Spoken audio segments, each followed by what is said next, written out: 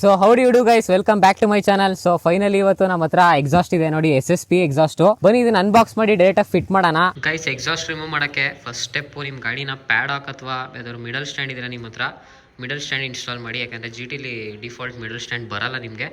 Pad ಹಾಕಿದರೆ pad ಹಾಕ್ಬೋದು ನೀವು. ಫಸ್ಟು ಪ್ಯಾಡ್ ಹಾಕಿ, ಯಾಕಂದರೆ ಈಸಿ ಆಗುತ್ತೆ ನಿಮಗೆ ಎಕ್ಸಾಸ್ಟ್ ತೆಗಿಯೋಕ್ಕೆ. ಒಂದೇ ಸೈಡ್ ಮೌಂಟ್ ಆಗಿದ್ದರೆ ಸೈಡ್ ಸ್ಟ್ಯಾಂಡಲ್ಲಿ ಈ ಕಡೆ ತೆಗಿಯೋಕ್ಕೆ ಈಸಿ, ಬಟ್ ಆ ಕಡೆ ತೆಗಿಯೋಕ್ಕೆ ನಿಮ್ಗೆ ಕಷ್ಟ ಆಗುತ್ತೆ. ಸೊ ಪ್ಯಾಡ್ ಹಾಕಿದರೆ ಒಳ್ಳೆಯದು. ಇವಾಗ ನಟ್ ತೋರಿಸ್ತೀನಿ ನಿಮಗೆ ಏನೇನು ತೆಗಿಬೇಕು ಅಂತ. ಬರೀ ಒಂದು ಸೈಡ್ ತೋರಿಸ್ತೀನಿ, ಯಾಕೆಂದರೆ same goes with another side also. So ಇದನ್ನು ತೋರಿಸ್ತೀನಿ ನಿಮಗೆ. ಫಸ್ಟು ಫೋಕಸ್ ಮಾಡ್ತೀನಿ. ಇಲ್ಲೇನು ಕಾಣ್ತಿದೆಯಲ್ಲ, ಈ ನಟ್ ತೆಗಿಬೇಕು ಫಸ್ಟು, ಇದೊಂದು ಮಾತ್ರ. ಇದಾದಮೇಲೆ ಕೆಳಗಡೆ ಇನ್ನೊಂದು ನಟ್ಟಿದೆ.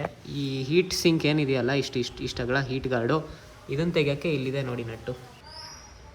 ಈ ನಟ್ಟನ್ನು ತೆಗೆದ್ರೆ ಇದು ಫುಲ್ಲು ಹೀಟ್ ಗಾರ್ಡ್ ರಿಮೂವ್ ಆಗುತ್ತೆ. ಆಮೇಲೆ ಇಲ್ಲೊಂದು ನಟ್ ಕಾಣ್ತಿದೆ ನಿಮಗೆ, ಅದು ಇದು ತೆಗೆದಾದ್ಮೇಲೆ ಕ್ಲಿಯರಾಗಿ ಕಾಣುತ್ತೆ. ಇನ್ನು ಈ ನಟ್ಟೆಲ್ಲ ತೆಗಿಯೋಕೆ ಹೋಗ್ಬೇಡಿ, ನಾನು ಫಸ್ಟ್ ಅದನ್ನು ರಿಮೂವ್ ಮಾಡ್ತಿದ್ದೆ. ಅದು ತೆಗೆದ್ರೆ ವೇಸ್ಟ್, ನೀವು ಅದು ತೆಗಿಯೋಕ್ಕೆ ಅವಶ್ಯಕತೆನೇ ಇಲ್ಲ ಅದು ತೆಗಿಯೋಕ್ಕೆ. ಸೊ ಇದನ್ನು ಫಸ್ಟ್ ರಿಮೂವ್ ಮಾಡೋಣ ಬನ್ನಿ. ಇದನ್ನು ರಿಮೂವ್ ಮಾಡೋಕ್ಕೆ ನಮಗೆ ಇಲ್ಲಿ ಟೂಲ್ ಕಿಟ್ ಬಾಕ್ಸಲ್ಲಿ ಏನು ಬರುತ್ತೆ, ಇಲ್ಲಿ ಈ ಟೂಲ್ ಕಿಟ್ ಬಾಕ್ಸಲ್ಲೇ ಟೂಲ್ಸ್ ಇದೆ. 2 ಸ್ಪ್ಯಾನರ್ ಕೊಟ್ಟಿದ್ದಾರೆ ನೋಡಿ, ಇದು 10 ಮತ್ತು 12 ನಂಬರು. ನಮಗೆ ಈ ನಟ್ ತೆಗಿಯೋಕ್ಕೆ ಬೇಕಿರೋದು 12 ನಂಬರು ಸ್ಪ್ಯಾನರು. ಆಮೇಲೆ ಕೆಳಗಡೆ ಈ ಹೀಟ್ದು ಇದು ತೆಗಿಯೋಕ್ಕೆ ಬೇಕಾಗಿರೋದು 10 ನಂಬರ್ದು. ಆಮೇಲೆ ಇನ್ನೊಂದು ಏನಂದರೆ, ಈ ನಟ್ಟನ್ನ ಬಿಚ್ಚಬೇಕಾದ್ರೆ ನೀವು ಹಿಂದ್ಗಡೆ ಇದಿದೆಯಲ್ಲ, ಇಲ್ಲಿಗೆ ಒಂದು ಸ್ಪ್ಯಾನರ್ ಹಾಕಿ, ಮತ್ತು ಈ ಸ್ಪ್ಯಾನರಿಂದ ತಿರುಗಿಸ್ಬೇಕು ಇನ್ನೊಂದು ಸ್ಪ್ಯಾನರಿಂದ ಇಲ್ಲಿ, ಯಾಕೆಂದರೆ ಇದು ರೊಟೇಟ್ ಆಗ್ತಾ ಇರುತ್ತೆ ಹಿಂದ್ಗಡೆದು. ಸೊ ಫಸ್ಟು ಇದನ್ನು ತೆಗೆಯೋಣ ಬನ್ನಿ. ಕೆಳಗಡೆ ಇರೋದು ಬೋಲ್ಟ್, ಸಾರಿ ನಾನು ಎಲ್ಲ ಕಡೆ ನಟ್ ಅಂತ ಹೇಳಿದ್ದೀನಿ. ಇದನ್ನು ಬೋಲ್ಟ್ ಅಂತಾರೆ, ಹಿಂದ್ಗಡೆದನ್ನು ನಟ್ ಅಂತಾರೆ.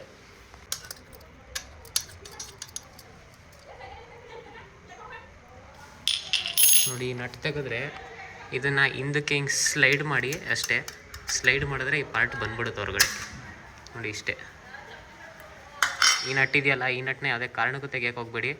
ಇದೊಂದು ನಟ್ನ ರಿಮೂವ್ ಮಾಡಿದ್ರೆ ಇವಾಗ, ಸಾರಿ ಬೋಲ್ಟ್, ಆವಾಗಲಿಂದ ನಟ್ ಅಂತ ಇದ್ದೀನಿ ನಾನು. ಇದೊಂದು ಬೋಲ್ಟ್ನ ನಾವು ರಿಮೂವ್ ಮಾಡಿದ್ರೆ ಇವಾಗ ಎಕ್ಸಾಸ್ಟ್ ಹೊರಗಡೆ ಬರುತ್ತೆ. ಬನ್ನಿ ಅದನ್ನು ಮಾಡಿಬಿಡೋಣ ಬೇಗ.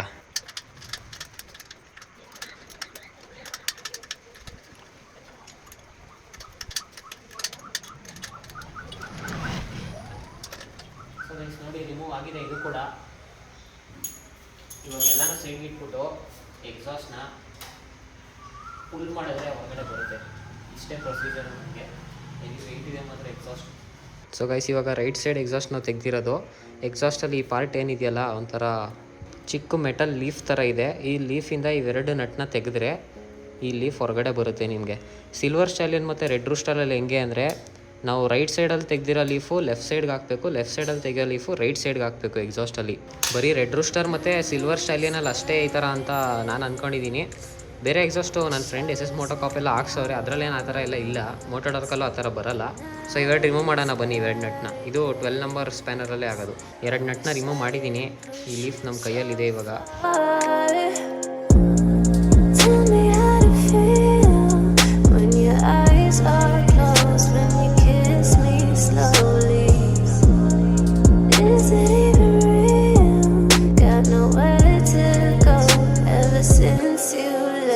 ಗೈಸ್, ಸ್ಟಾಕ್ ಎಕ್ಸಾಸ್ಟ್ ಹೆಂಗೆ ತೆಗೆಯೋದಂತ ನೋಡಿದ್ರಿ ನೀವು. ಇವಾಗ ಇದು ಸ್ವಿಚ್ ಮಾಡಬೇಕಲ್ಲ, ಆ ಕಡೆಯಿಂದ ಈ ಕಡೆ ಸ್ವಿಚ್ ಮಾಡಿದ್ದೀನಿ. ಎಕ್ಸಾಸ್ಟ್ ಹಾಕೋಣ ಬನ್ನಿ ಇವಾಗ.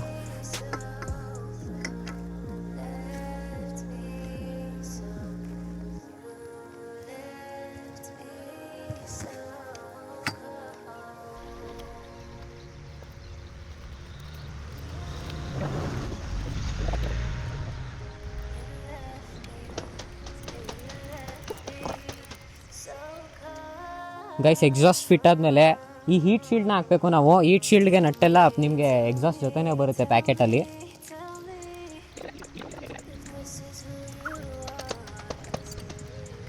ಓಕೆ ಗೈಸ್, ನೋಡಿ ಫುಲ್ಲು ಲೆಫ್ಟ್ ಸೈಡ್ದು ಕಂಪ್ಲೀಟ್ ಫಿಟ್ ಆಗಿದೆ ನಮಗೆ.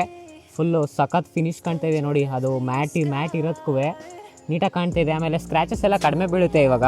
ಸ್ಕ್ರ್ಯಾಚಸ್ ಆಗಲಿ, ಫಿಂಗರ್ ಪ್ರಿಂಟ್ ಆಗಲಿ. ಮತ್ತು ಆ ಎಕ್ಸಾಸ್ಟಲ್ಲಿ ಏನಾಗಿತ್ತು ಅಂದರೆ, ನಾನು DB ಕಿಲ್ಲರ್ ರೀಪ್ಲೇಸ್ಮೆಂಟಿಗೆ ಕಳಿಸಿದ್ನಲ್ಲ, ಕಳ್ಸೋಷ್ಟಲ್ಲೇ ಇಲ್ಲಿ ಯಾರು ಪಿಲಿಯನ್ ಕೂರಿಸ್ಕೋತಾರೆ, ಪಿಲಿಯನ್ ಕೂರಿಸ್ಕೊಂಡು ಅವ್ರದ್ದು ಸ್ಲಿಪ್ಪರ್ಸು ಎಕ್ಸಾಸ್ಟ್ ಮೇಲೆ ಬಿದ್ದು ಸ್ಕ್ರ್ಯಾಚಸ್ ಆಗ್ತಿತ್ತು.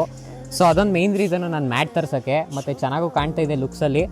ಸೊ ನೀವು ಎಕ್ಸಾಸ್ಟ್ ಹಾಕಾದ್ಮೇಲೆ ನಾವು 20 ಮಿನಿಟ್ಸ್ 15 to 20 ಮಿನಿಟ್ಸು ಗಾಡಿನ ಆನ್ ಮಾಡಿ ಐಡಲಲ್ಲಿ ಬಿಡಬೇಕು. ಏನಕ್ಕೆ ಈ ECU ಇದೆಯಲ್ಲ, ECU ಏರ್ ಮತ್ತು ಫ್ಯೂಯಲ್ ಮಿಕ್ಸ್ಚರ್ನ ಮ್ಯಾಪ್ ಮಾಡ್ಕೊಳ್ಳುತ್ತೆ. ಅದಾಗದೆ ಇದರಲ್ಲಿ ಲರ್ನಿಂಗ್ ECU ಇರೋದು.